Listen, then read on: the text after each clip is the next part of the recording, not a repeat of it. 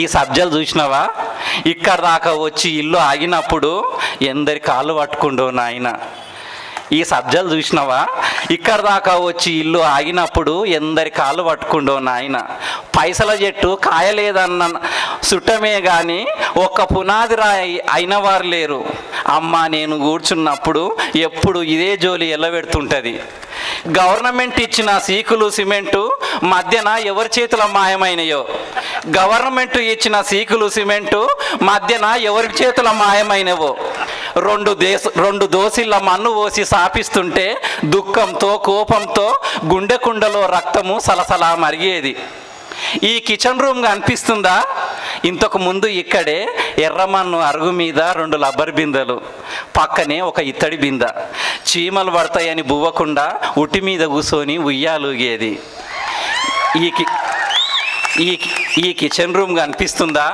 ఇంతకు ముందు ఇక్కడే ఎర్రమన్ను అరుగు మీద 2 రబ్బర్ బిందెలు, పక్కనే ఒక ఇత్తడి బింద.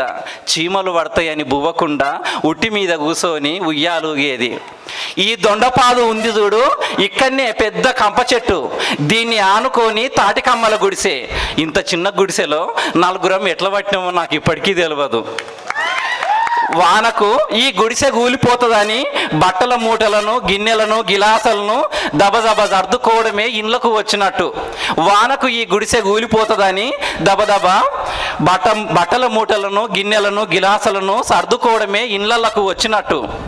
కొత్తింట్లకు పోతే అందరూ పాలను వంగించుకుంటారంట కదా, మేము కన్నీళ్లను వంగించుకున్నాం. ఇంత కష్టపడి కట్టుకున్న ఇంట్లో ఏడాదన్నా సుఖపడలేదు నాయన. ఇంత కష్టపడి కట్టుకున్న ఈ ఇంట్లో ఏడాదన్నా సుఖపడలేదు నాయన. మాకెవ్వరికి చెప్పకుండా చెలుకలో ఇల్లు కట్టుకుండు. ఈ జాజుపూతల తలుపు రెక్కల్ని ఒకసారి పట్టుకొని చూడు. ఈ జాజుపూతల తలుపు రెక్కల్ని ఒకసారి పట్టుకొని చూడు. ఇంట్లో పాలు పొంగించడానికి బదులు కన్నీళ్లు పొంగించి అశోకన్నను ఏడిపించాడు. అది కవిత అంటే.